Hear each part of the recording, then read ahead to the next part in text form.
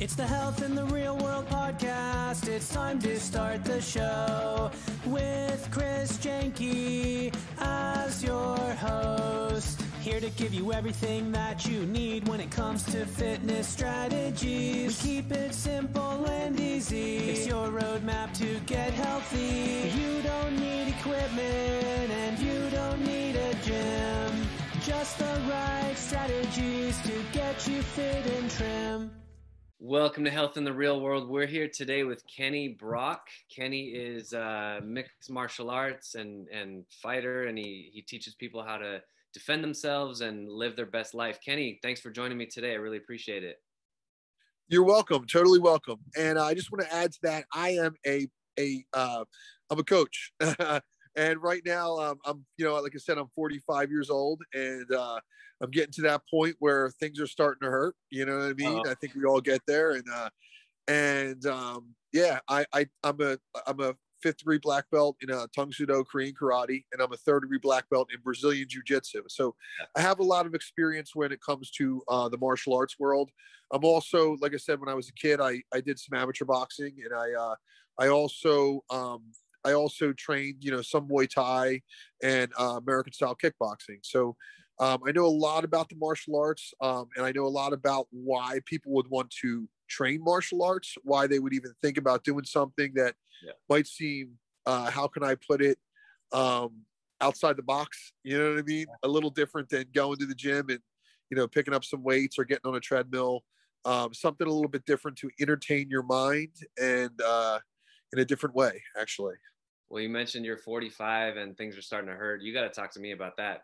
That's what I do. It's all about balance, core balance. So we'll talk later about balancing the muscles, getting them to be able to soften up, contract the muscle when it needs to contract, relax the muscle when it needs to relax, getting the spinal integrity, core strength, all that stuff. So we can definitely talk about that. But definitely, Kenny, I want to bring you in. This show is a little bit different. I want to give you as much chance at the end to talk about more about what you do and what type of person you'd like to train. Right now, I want to really dive into you and your story. And my first question is, I want to ask you about your own personal fitness struggle. Like you mentioned, you're 45 years old. I'm sure you've been doing this a long time.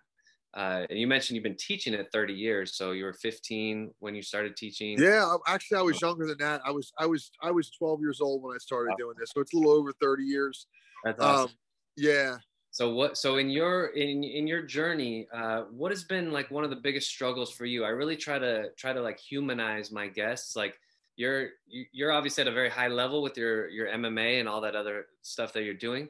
But what's been a struggle for you, and how have you overcome that with your own personal fitness? Okay, so the biggest struggle for me, I would say, would be joints. I think muscles heal, but joints don't. You know what I mean? Like if you destroy your joints, that's where you have to be careful. I think that's the biggest thing that I struggled with. Like, my hips, my knees aren't so bad. Like some people have really bad knees. Mine are my hip flexors, So you really, sometimes you can work your muscles harder than you can work your joints, if that makes any sense. Yeah. You know what I mean? And that's where we really have to be careful. Like I don't run anymore. I watched one of your other podcasts where the other fellow you had on was talking about how the running actually, the wear and tear on your body, your hips, your knees, and a lot of pounding. And when I was in the Marine Corps years ago, I did a lot of running. I used to run, anywhere from 3 to 10 miles a day. And I think that you have to taper everything down. And I think that as you get older, you have to find exercises that have least amount of resistance, and you can't do that heavy pounding. Like I'll give you an example, hitting heavy bags. You know what I mean? When you're young, you can smash that heavy bag. Right. But when you get older, that's a lot of impact on your hips, on your knees, on your joints. So you have to rethink, and you have to have good instructors who can rethink for you and put you on a better path.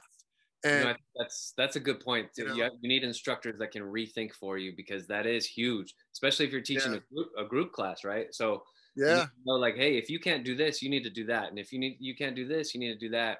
you always have to have a modification for everybody, right? Totally, because what's good for somebody might not be good for somebody else. And I think that's the hardest thing is, like I was doing a karate class with my original instructor, and it was crazy because it was a great class. The cardio was amazing. You know what I mean? And this had to be like 7 years ago, but I would get done the class and it was on a hardwood floor and my hips would be rattled. Oh yeah. And he was just teaching the class. Like he's not like going through the motions, doing what we're doing. You know what I'm saying? Like he's not jumping, kicking, and he's just instructing. So sometimes that instructor, if they don't feel, I guess, sympathy for you in the training, because not all instructors are going to be doing the workout with you because they might teach multiple classes and they can't. Right. So they might not, maybe if they were doing that workout with you and they felt, and they might be young and they may be doing the workout with you and not feel the implications of the pounding on like for example, on that hardwood floor, so that was my, that was one of my things. That I would do the class one day out of the week and that was it. I was done.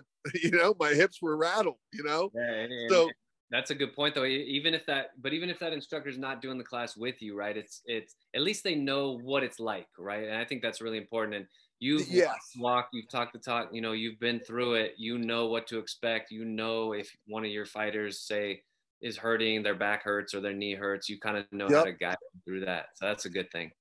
And you can't expect your instructor to do every class with you. Cause I teach, like for instance, I teach probably 30 to 40 classes a week. Oh, there's no you know way. what I mean? So yeah. So there's, oh, go ahead. I'm sorry. Oh, I just say, I think we're on a delay, but you'd be done 30 to 40 classes a week. You're done. Yeah. You'd be totally... I could never train that many classes. So you can't expect your instructors to train every single moment with you. You know what I mean? Because if they're doing it for a living, they're probably doing multiple classes, but if that instructor doesn't have sympathy for you, that could be a large problem, because if he's just destroying you, you know what I mean? You're not going to last. You'll be done, and your body will be destroyed.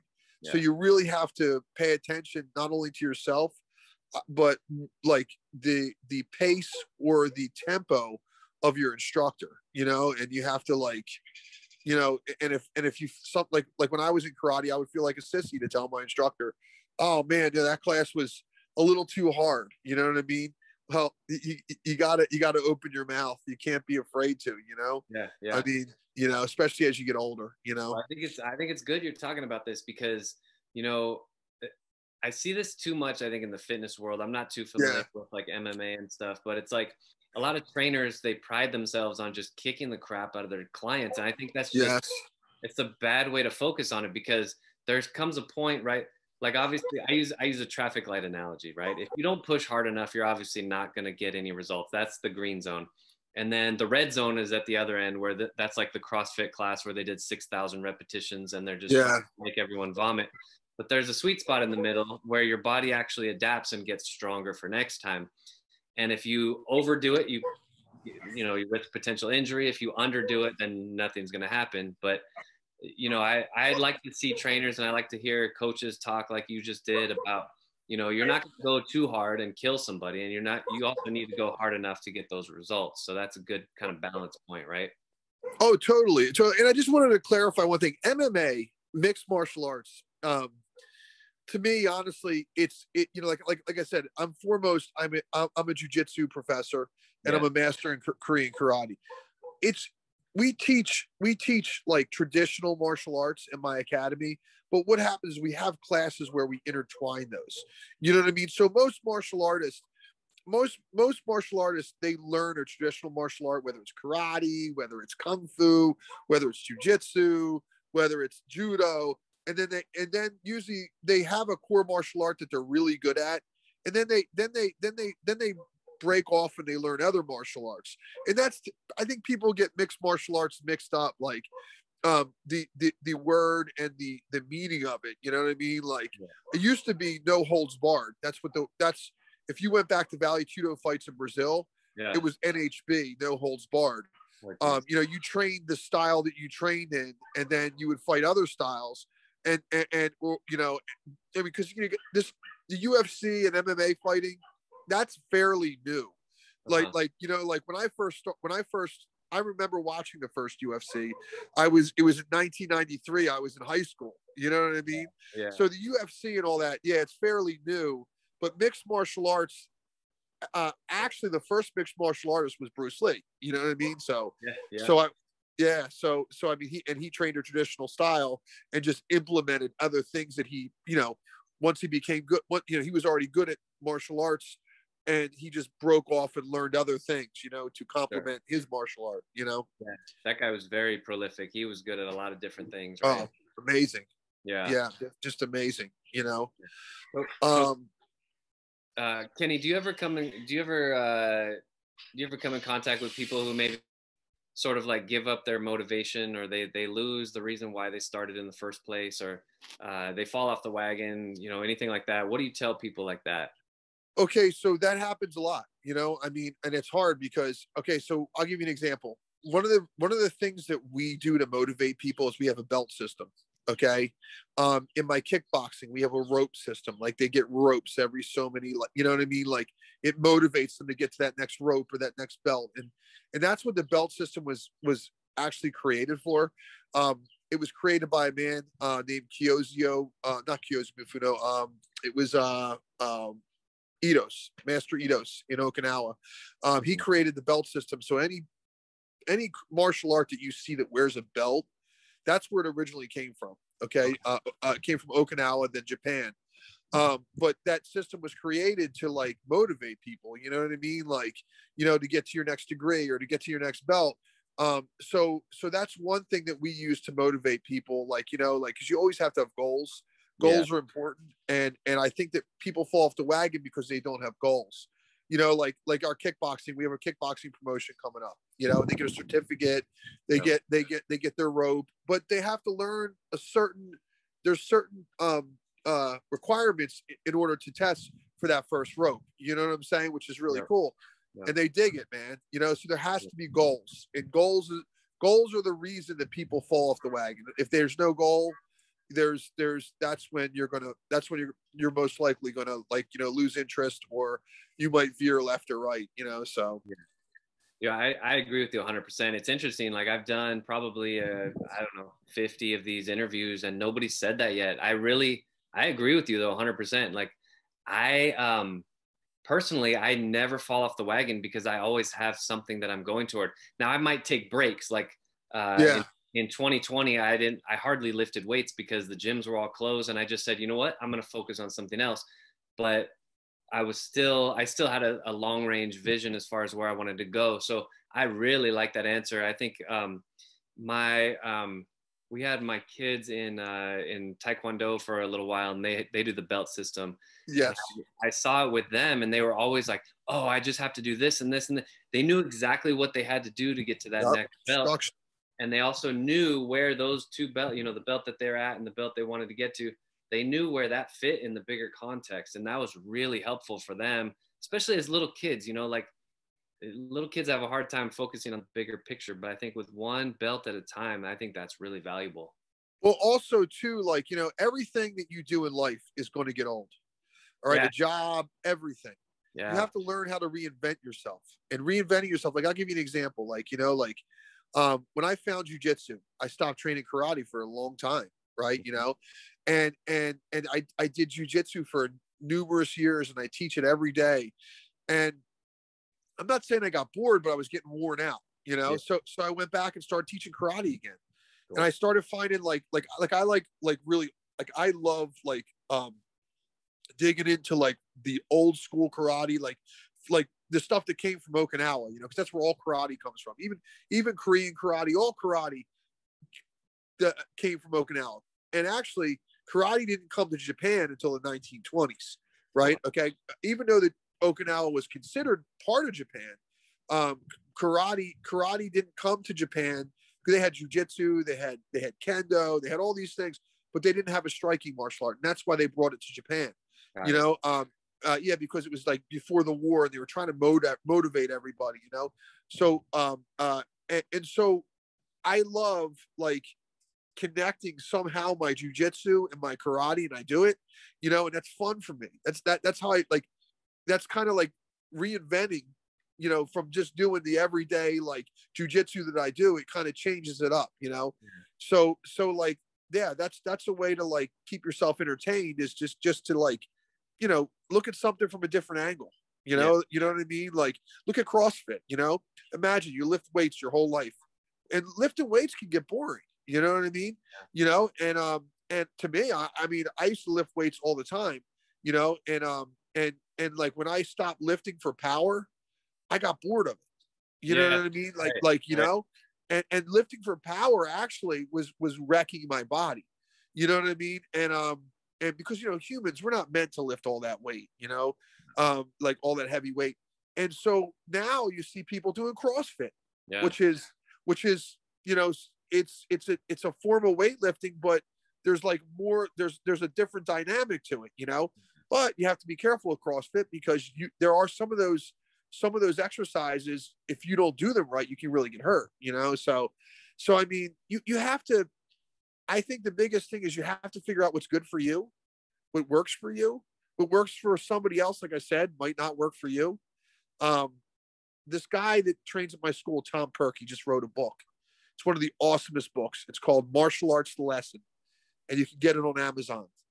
And when I tell you, one of the things that he said in that book that hit me, right? He said, say you're a weightlifter, okay? And you've lifted weights for 20 years. You put 20 years into it, right? Well, you're going to think that's the best thing on the planet, weightlifting. Of course. Because you put all that time into it. Yeah. If you're a runner and say you ran for 20 years, or you're someone who rides a bike, you're going to think that that's the best exercise, but it might not be for somebody else, you know? And that's sometimes we run into people who are so convincing, they got it all figured out for us, but only you are going to know, right?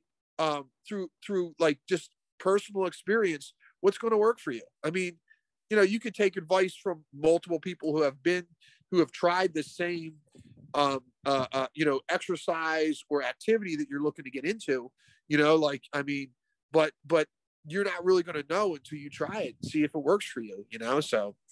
I like that. And I like the concept of, you know, in fitness or MMA or anything is like sampling a lot of different things. And then ultimately you're going to need to come up with your own unique combination, right? Like you mentioned, you're doing a lot of different martial arts. You have your own unique sort of brand of what you believe, you know, works for Kenny, for Kenny's clients. I kind of have my own thing too. I do, you know, for me, because I have a history of back pain. Like I bulged a disc in my lower back when I was 14 years old. I was just so active, you know, I was playing sports all the time, but I was never stretching, warming up properly, stuff like that. So I got injured young. And so because of that, my focus is core training. So I probably 80 to 90% of my workouts are core. And then sporadically I'll go lift some weights, but I'll do it with that balance in mind. And, you know, I don't play basketball that much anymore because it hurts me, even though I love it, right? And, you know, I do want to get into something like what you do, some sort of maybe like a jujitsu or something like that. That looks pretty challenging. It might be a good thing for me to get into as well. But and the thing is with jujitsu, like jujitsu to me, I think is one of the better martial arts for the most part, because you don't have to be extremely flexible. You don't have to kick over your head. Right. You don't have to, like, you know, like jujitsu. The thing about jujitsu that's so awesome, like I said, is it's for everybody. Yeah. And that's one of the things that the Gracie family, you know, that's what they say. Jiu-jitsu is not, it's supposed to be for everybody, you know? Right. And like, you know, like when you walk into an academy, you know, always ask an instructor, you know, can I watch the class first? You know, and if you see people getting hurt, you know, hit the door, you know what I mean? Find another spot, because you shouldn't be getting hurt, you know?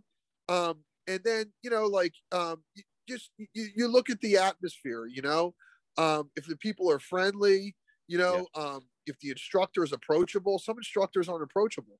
My first karate instructor was very unapproachable. He was just a mean dude. Good guy, great guy. I love him to death. But he always had that persona, you know, growing up that like, oh my, like I didn't know what to say to him. Like, you know what I mean? I was frozen. And you were a kid, like, right? You're a kid, so you're you know. And you know this guy could probably kill you with his pinky finger. You're like, exactly. Stay away from you know. me. Yeah, that's intimidation right there. And maybe that's what he wanted, right? He might have liked that. He might have liked being feared, right? I think he did, you know, and so that's kind of like but I think that's one of the things that, you know, he got a lot of business off that, a lot of students off that. But then I think there's a lot of people that, you know, that really need the martial arts training to build the confidence, and they're going to turn the other way because they're, you know, like, because they're scared, you know what I mean? They're scared. And that's why a lot of people, don't, you know, come in. They might like the idea, but there's some kind of fear there that like, they're going to get hurt. Number one, you know, that they're going to look like, you know, stupid, or that I mean, maybe, you know, that, you know, they're going to feel like, you know, like, how can I put it? It's going to feel like their first day on the job. You know what I mean? Like, you know how you feel, you're just awkward. But we're all beginners. Whatever we do that's new in our life, we're a beginner. So, you know, but with the martial art, and when it comes down to, you know, like, actually, you know, the thought of hand-to-hand combat, people get scared, you know what I mean? And I would too, because you can get hurt, you know, if you don't have a good instructor, you know? Absolutely. So, yeah. This is awesome, Kenny. I really appreciate you again coming on. I want to give you a chance. I have one last question for you, and that's, you're called into, let's say, like a corporation or like a university or somewhere. Somebody hires you to do a keynote speech, like a motivational talk for their people. So this is not specifically about fitness or MMA, but this is like life. This is big picture. So what's your, like, let's say, like 1 minute motivational talk, you know, mindset, coaching, motivation, anything like that? What would you tell those people? This is perfect, because this is the one thing I wanted to talk about. And later on, like, I'm working on a book right now, and this is one of my favorite topics, is control, right? Always be in control. Like, when I think of martial arts, I think of control. Okay. Because, you know, there's a thing called mind, body, spirit. Okay. And in life and everything we do, we're all trying to achieve control. You know, like, so when you think of your mind, okay, your mind tells your body what to do. Okay. And you know, like, so I get into my car. Okay. And, you know, I can go 100 miles an hour, or I can go, you know, 40 miles an hour. Right. If I go 100 miles an hour and I try to make a right-hand turn, I'm going to crash and burn. I'm out of control. If I go 40, 30, 20 miles an hour and I try to make a turn, I'm going to be able to make that turn. So control is the ultimate thing. And everything that we're talking about right now is all about control. You know, it's about having that control. Like, you know, like, some people, for instance, I'll give you an example. Like, they can't control their emotions. Okay. They're always nervous. Right. Well, an activity like martial arts, depending on what martial art you do and where you go, can help you overcome that nervousness. You know what I'm saying? There's so that's a type of control right there. But we're all trying, and people take medication for it all the time. They take, you know, they take, what do you call it? These, what do they call those? Depression meds and all that, because they feel like they're not in control. Right. But can you do it without it? How do you do it without it? You know what I mean? And that's martial arts. You know, martial arts teaches you more than just fighting, punching, kicking, but it teaches you the ultimate control, to be in control of your life. You know, I'll give you an example. You know, like, a guy, you know, I'm in my car and I'm driving, and the guy, you know, gives me the finger. Right. Okay. I could say, all right, I'm never going to see this guy again, drive away. You know what I mean? Or I could, you know, ride the guy's ass, you know, wait till he pulls over, get out of the car. He might have a gun and shoot me. It's the end of my life because I wasn't in control. Right. Okay. You see what I'm saying? Or I beat him up. I go to jail. right? You know what I mean? I got fines. I hurt some guy. He's got a family. He can't go to work. So control is the ultimate word that I love it, because it's what we all seek in life, man. You know, so always be in control. And I mean in a good way. You know, like you don't always have to be like there is bad control, like, you know, narcissistic, where I want to like control people. But I mean like in control of what you do, when you do it, how you do it. You know what I mean? And that's a hard thing, man. Like, you know what I mean? It's for some people, you know, some people feel that they never are in control. And that's like I said, that's when they seek medication and this kind of thing, you know? So I mean, but ultimately I think martial arts really is about control, you know? Yeah, I agree. That's great. That's a great answer. Kenny, we're up to the end of the time. Again, I really appreciate you coming. I want to give you a chance to tell people how to get in touch with you, your website, the name coming up, all that stuff. How do people contact you? So you can contact me. I am if subscribing to my YouTube channel, it's MMA Academy Online, right? Okay, on YouTube. You'll see my videos. We post all kinds of videos of what we do, how we train, you know, and also if anybody wants to, if they're in New Jersey and they want to check out my school, it's www.brachmma.com.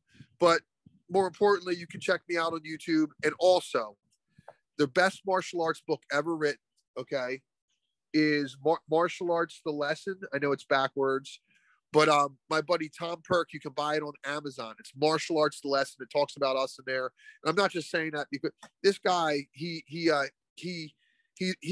a journalist and a really smart man. And this book is so, it's everything you talk about. When I first saw your podcast and the whole mentality, this book, Martial Arts, The Lesson, is a really good read. I read it in like a day. That's how fast it was. Oh, awesome. It was so easy. Yeah. It talks about all the things you're talking about. Like, you know, what's the right martial arts school for me? And it's not even about, even if you don't do martial arts, like what's the right workout for me? You know, how do I know if the place I'm walking into is a good place or not, you know? But this book, it is really a good book. I can't say enough about it. So it's Martial Arts, The Lesson, awesome. By Tom Perk. Yeah. You can get it on Amazon. Like I said, really good book. That's awesome. Amazing. Well, thank you again, Kenny. Thanks for joining us here on Health in the Real World. Kenny Brach. Everyone go check out his website, check out the book. And Kenny, we'll be in touch. Thank you so much again for joining. Thank you so much. Have a good day. Thanks for listening to the Health in the Real World show. Make sure to like and subscribe and comment down below. Visit mycorebalance.com to learn more.